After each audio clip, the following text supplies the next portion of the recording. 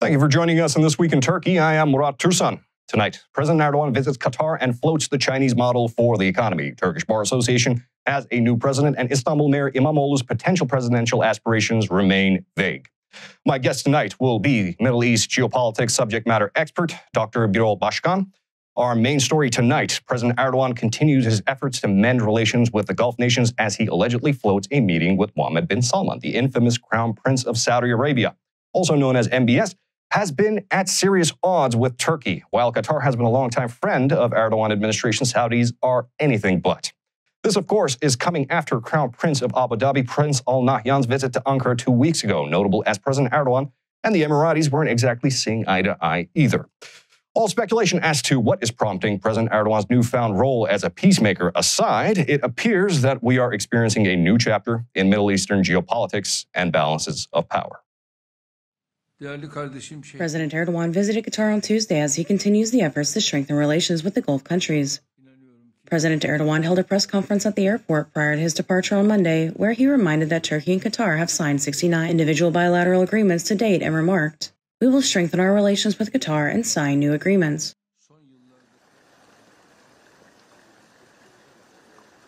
President Erdogan was ceremoniously greeted by Emir of Qatar, Tamim bin Hamad Al Thani, upon his arrival.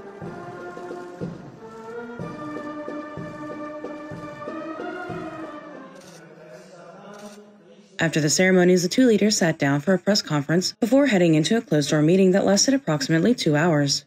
It was later reported that 15 new agreements were signed between the two states during the president's visit.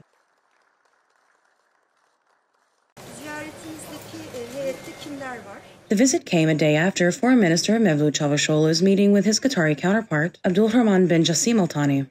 In the meeting, the infamous Hamid Karzai International Airport in Kabul, Afghanistan came up once again. Al Thani remarked that Qatar would cooperate with Turkey and the Taliban to resume the day-to-day operations of the airport. After the meeting, Minister Çavuşoğlu was asked if Turkey was considering asking Qatar for financial aid amidst the economic chaos. Çavuşoğlu denied any allegations of financial aid and replied, "The Turkish economy is highly promising and is becoming more attractive to investors. As you can see, many nations are eager to invest in Turkey." The meeting comes after Crown Prince of Abu Dhabi, Mohammed Al Nahyan, visited Turkey 2 weeks ago, where President Erdogan said that Turkey had secured a $10 billion investment deal from the Emiratis. The meeting between the leaders were remarked as atypical as the relations have been at a low point for the past decade. Perhaps even more unusual was the potential for Mohammed bin Salman's meeting with Erdogan. According to Reuters, during his visit to Qatar, President Erdogan indicated that he would also meet with the Crown Prince of Saudi Arabia, Mohammed bin Salman. Salman was scheduled to visit Doha on Wednesday, but later canceled his trip.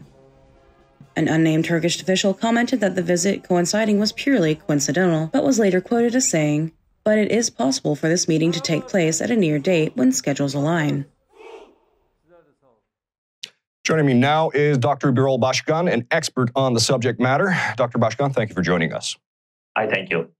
Doctor, I'd like to start off by asking you for a background on the past decade so the folks at home get an understanding of the dynamics at play in the Middle East. Now, we've got Turkey and Qatar on one side, and we got Egypt, Emirates, and Saudi Arabia on the other, and those two alliances have been butting heads for some time now. Could you tell us why? Give us a little bit of a background. Well, this axis, on the one side, we have Qatar, Turkey axis. On the other side, Saudi Arabia, Egypt, UAE axis. It's not an old axis. It is pretty new. The traditional rift in the Middle East is between Saudi Arabia and Iran. This new rift, the actual division of the Middle East was born in the Arab Spring, during the Arab Spring, when protests erupted and then the elections are held across the Arab world, especially in Egypt. Political parties and figures close to the Muslim Brotherhood came to power. And this development scared Saudi Arabia and then the UAE, where the Muslim Brotherhood has an oppositional history, has been in the opposition for 2 decades at least, since 2008, in 1980s in the United Arab Emirates and 1990s in Saudi Arabia. So having this oppositional Muslim Brotherhood at home scared the regimes in these two countries about the potential geopolitical change, and then were afraid. Qatar was not. Qatar basically had no Muslim Brotherhood at home. So it was at peace with this development, and actually quite the opposite. Qatar had developed quite cordial relations with the transnational Muslim Brotherhood movement. A lot of Muslim Brotherhood figures from Somalia all the way to the Jordan, and from Morocco all the way to the even other Emirates were based in Qatar, working in Qatar. So Qatar wanted to use this into a geopolitical, turn this into a geopolitical asset for itself, and bet on these new regimes. Especially, we see this in the case of Egypt. Qatar turned out to be the major diplomatic and financial supporter of the post-Mubarak regime in Egypt. Turkey was quite pursued the same line, and King Abdullah of Jordan in 2013, very famously or infamously, depending on how you see it, declared that I see the rise of a Muslim Brotherhood crescent, which is stretching from Cairo to Ankara, and of course extending to Doha. So this actual rift in the Middle East is quite new. And after the military coup in Egypt, Saudi Arabia and UAE waged an offensive war against the Muslim Brotherhood. And in the meantime, the relations between these two axes deteriorated to the point that in 2017, United Arab Emirates and Saudi Arabia led an embargo on Qatar and withdrew their ambassadors, so on and so forth. And Turkey stood with Qatar very strongly. And then we have this relationship. Now, almost a decade passed since the eruption of the Arab Spring, and almost 8 years passed since the military coup in Egypt. And these two axes basically engage in a competition in diverse places, from Libya to Horn of Africa and Yemen. And I guess right now, at this moment, both sides exhausted their resources, exhausted their patience. And as a result of this tension, this competition, this rivalry, both sides gained almost nothing other than just pursuing a useless geopolitical rivalry. So realizing the uselessness of this rivalry and this actual division, I guess it is coming to an end. And given the new geopolitical reflected tensions in the region, especially United States withdrawal, and I guess the sides came to the realization that there is no point in pursuing this. Of course, we know the Turkish side. Turkey's economy is in deep crisis right now, needs foreign capital, and it seems that Qatar's money is not enough to save Turkey out of this trouble. So maybe the Turkish foreign policymakers are contemplating that maybe UAE can come in and Saudi Arabia can come in and help Turkey in this time of financial duress. Yeah. I see, Doctor, terribly sorry to interject myself here, but for the folks at home, do you think you could give us a very, in your own words, brief as to who the Muslim Brotherhood is and why Egypt, Saudi Arabia, and the Emiratis have quite an aversion to this particular group? Well, I wrote a book on that. That's why I'm asking. Yeah. So Muslim Brotherhood is an Islamist movement born in Egypt in 1928. And then the basic ideological position of Muslim Brotherhood that we should regulate every aspect of life according to Islam. Well, this is I am not using this term very negatively, just I'm using it to describe. It's very totalitarian view of Islam. Every aspect of life should be subject to the Islamic norms and regulations. Of course, this is a burden on state builders. I mean, imagine that there's a body of scholars or Islamists basically subjecting to you their own understanding of Islam. Of course, the Muslim Brotherhood did not remain in Egypt and then expanded to other Arab countries in the 1950s and 1960s. It expanded to all Arab Gulf states, including Saudi Arabia, United Arab Emirates, Qatar, Bahrain, Kuwait, and Oman. And actually, in the 1950s, in that geopolitical context, the relations between the movement and then the regimes in these two countries were quite cordial. The reason being that at that time for the Gulf, the main rival was the pan-Arab nationalist and socialist Egypt, and later on Syria and Iraq. Against this secular pan-Arab nationalism, Muslim Brotherhood Islamism ideology appeared to be an antidote. The Gulf states basically embraced the Muslim Brotherhood and took a lot of Muslim Brotherhood figures from Syria, from Jordan, from Palestine, from Egypt into their countries. But starting in the 1980s, Muslim Brotherhood had basically homegrown branches in almost all Gulf states, except for Oman. Oman is not a Sunni country, it's an Ibadi country, so basically there was no societal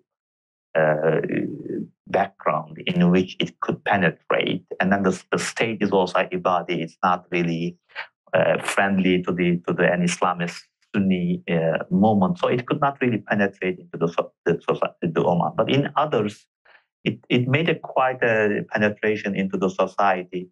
And after the Iranian Revolution became much more daring in its request on the regime. And even in a country like Saudi Arabia, which literally implements all of Sharia, demanding that this is not enough. So you should be more Islamic than Saudi Arabia. You should implement, okay, I'm going to implement all of the Islamic law, but still from a Muslim Brotherhood perspective, it is not enough. You have to be more and more. So because of in the environment created by the Iranian Revolution, Muslim Brotherhood became oppositional in the UAE and in Saudi Arabia, and then the relations deteriorated. In Qatar, there was a different dynamic. Because of a peculiar societal structure of Qatar, Muslim Brotherhood could not penetrate deep into this society. So it was really remained marginal and could not raise any oppositional narrative or rhetoric against the regime. So the relations remained quite cordial in Qatar. I see, Doctor. I'm terribly sorry to interrupt you again, but what about Turkey? Does Muslim Brotherhood have any societal construct or foothold in Turkey whatsoever? Well, of course, Turkey is not an Arab country, so Muslim Brotherhood could penetrate into those countries where Arabic is the native language. In Turkey, Turkey has its own Islamist movement, homegrown, which can be traced back to the late 19th century. Some experts trace all the way to the young Ottoman movement, which I really don't think so. But still, Turkey has its own homegrown Islamism. But of course, from figures we know, like individuals who studied in Egypt, in Al-Azhar, they came to know Muslim Brotherhood ideology. They read Hassan al-Banna, they read Sayyid Qutb and Muhammad Qutb and other Islamist figures, and they translated them into Turkish. But this is not an organic relationship. It is more like an ideological pollination between Muslim Brotherhood ideology and Turkish Islamism. And even like, for example, a figure like Necip Fazıl Kısakürek, who is a very prominent Islamist, can be very critical of Sayyid Qutb, for example. So it is not I mean, if you ask an Arab, he's going to tell you that Turkish Islam is in Muslim Brotherhood. It is actually not. I mean, Turkey has its own dynamic. But of course, there are relations between two, not only ideological, but also personal relations, connections, etc. Especially those students who went to Egypt and studied in Egypt had a relation, but it is not an organic relation. It should not be confused. I mean, as far as I know, they are not part of the Muslim Brotherhood organization. But still, they are sympathetic to Muslim Brotherhood. They embrace some of its ideological positions toward Islam, but it's not the same organization. I see. Now, Doctor, I do want to end on one note. Now, a couple of weeks ago, we've had Crown Prince of Abu Dhabi Al Nahyan visit President Erdogan in Ankara, and now we're potentially floating ideas of visits from MBS or Erdogan going to MBS. It's neither confirmed nor denied at this point. Really, let's get to the brass tacks. Are the dynamics in the Middle East shifting, and who is going to be on top? Do we know? And did we really get anything out of this Qatar visit? Was this consequential to any capacity, in your opinion? Well, as I said, the rivalry between Turkey, Qatar axis on the one hand, and Saudi and UAE axis on the other hand, that rivalry did not go anywhere. I mean, it didn't produce any tangible outcome, except that these two sets of countries exhausted each other resources. I mean, what Turkey get out of Libya? What Libya get out of, what the UAE got out of Libya? So all these geopolitical games, I mean, they play the game and then they bet on different actors. But I guess both sides realize that this rivalry is not bringing any benefit to anyone.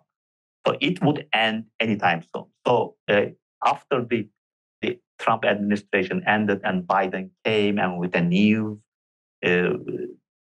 I guess, international approach, I guess all the regional actors said, look, let's set aside our differences and then sit on the table and let's talk, and then maybe we will arrive at a new equilibrium. By the way, there is no equilibrium right now.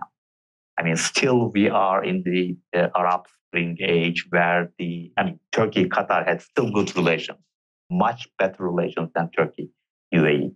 Qatar, despite the reconciliation talk, still has deep distrust towards UAE and Saudi Arabia. The problems are there, but I guess they are going to overcome it in time. And then this anti-parenthesis of history, I would call that, the rise of Muslim Brotherhood led geopolitical rivalry. It will end, and then we will have a new page in the relation, and then that new page will be better, it will be whiter, better relations. And to be honest with you, I mean, I have been saying this all along. I mean, Turkey and Saudi Arabia have no good reason to be in rivalry. Fair enough. I mean, there is no, we are not neighbors. We aren't, and it hasn't been very lucrative on anyone's account. Well, exactly. Dr. Başkan, apologies for the interjection. In the interest of time, Dr. Başkan, I'd like to thank you for your analysis and thank you for being able to join us tonight. And we'd love to have you on in the future so we can continue this conversation. I thank you. I thank you very much. Pleasure, sir. You have a good night. You too. Bye-bye. Continuing on with the economy, no news is good news. The lira has not crashed this week, but the budget negotiations for fiscal year 2022 is on, and the debate is heated. Thus far, no agreement has been reached on the minimum wage for next year, as the opposition doesn't quite believe the government's inflation figures. Meanwhile, President Erdogan floats a new idea, the China model, where cheap labor and a large workforce, can help the economy grow by selling goods cheap. But many experts warn that this is only a pipe dream. Following weeks of record devaluation of the Turkish lira, soaring cost of living expenses, and a fresh debate over a minimum wage hike, President Recep Tayyip Erdogan suggested at a recent meeting of the Central Executive Board staff members that Turkey adopt the Chinese model as a new economic model and roadmap out of the country's current economic crisis. The president's mention of the Chinese model as a remedy for Turkey's economic woes makes reference to the dramatic economic growth experienced by China amidst a flood of foreign capital investments attracted by a large, cheap workforce. The notion that Turkey should embrace this Chinese growth model as floated by President Erdogan has been met with skepticism from experts who say that the current economic conditions in Turkey do not suit this Chinese model. Despite the massive currency devaluation that some have suggested will lead to an acceleration in domestic production and an increase in exports. Despite some superficial similarities, however, experts have cautioned that such comparisons are misguided. International finance expert Dr. Murat says that the comparison is difficult, given that China is much larger and was much poorer than Turkey. Meanwhile, the parliament is heating up amidst the 2022 fiscal year budget negotiations. With inflation on the rise, the majority and opposition parties brawl to set the minimum wage, but no definitive number has been set thus far, as neither side agrees on the real inflation rate. While the Turkish Statistical Institute insists that the inflation rate is 20%, the Turkish Trade Union General Secretary Nazmi Irgat alleges that the real inflation rate is closer to 50%. In other news, apparently the winds of change are not only endemic to the Mideast, as the Turkish Bar Association president suffers a steep and significant election loss. Metin Feyzioğlu, once a vocal critic of Erdogan and AK Party, who later inexplicably turned into a strong supporter, lost his seat to Erinç Sakan by a 15% margin. Feyzioğlu, who started out his presidency scolding AKP for the erosion of law and order, later turned onto his fellow lawyers and in favor of AKP and Erdogan. He was also in favor of Erdogan's policy of splitting up the Bar Association from a single body to many, which would have certainly given AKP more control over the judiciary. But it looks like you can only bite the hand that feeds you for so long, because on Sunday, Feyzioğlu lost his seat to Sakan by a majority delegate vote. Last Sunday, a new president of the Turkish Bar Association was elected. According to unofficial results, the new president of the TVA is Erinç Sakan, the current president of the Ankara Bar Association and an active hardliner against the multiple Bar Association proposal. While Sakan received 182 delegate votes, 156 delegates voted for the current president, Metin Feyzioğlu. The current president, Metin Feyzioğlu, competed against Erinç Sakan and Mardin Bar Association member Medeni Ayhan for re-election. Ayhan withdrew from the candidacy when he was not permitted to speak at the General Assembly. The new president of TVA, Sakan, in a message shared on his social media account after the results were announced, stated, "We won. From now on, no lawyer, no bar association, no citizen will be left defenseless in our country." After his defeat, the former TVA president Feyzioğlu conceded the election on an Instagram post. "I congratulate Erinç Sakan, elected to the presidency, and my other colleagues elected to the boards by the 36th session of the Turkish Bar Association. It is my sincere wish and belief that this will be beneficial to our profession." Feyzioğlu has long been a controversial figure in the legal world. Once a critic of President Erdogan, turned into a fan. Medyascope editor-in-chief Ruşen Çakır recaps Feyzioğlu's career with the TVA. Metin Feyzioğlu changed course in an unprecedented manner. Some time ago, Feyzioğlu was one of the most vocal opponents of the ruling government. He was in active and vocal opposition to Erdogan and the AKP. As a matter of fact, during the opening of a courthouse, Erdogan and Gül had to leave the courthouse because of him. But after that, curiously, Feyzioğlu became a complete fan of Erdogan. He probably calls it something else, but he became very amenable. He was taking pictures with Erdogan, they were exchanging compliments, etc., and a new chapter began. And in this new chapter, many of his fellow attorneys faced hard times. Lawyers were arrested, they were prosecuted. Many of their cases are still ongoing. And he didn't do anything about it. As a matter of fact, he almost approved some. He was in favor of splitting up the Bar Association. His fellow attorneys protested this, and he remained silent. He himself was protested by his colleagues, and we were faced with his unique teachable moment. What did he do to these lawyers? He ended them. And in turn they ended him, and eventually he lost. It was clear that he was going to lose. If it were usual circumstances, the usual times and the old system, perhaps his loss wouldn't have been so great. And ladies and gentlemen, the election season is upon us, and this one is bound to be perhaps the most consequential in a very long time.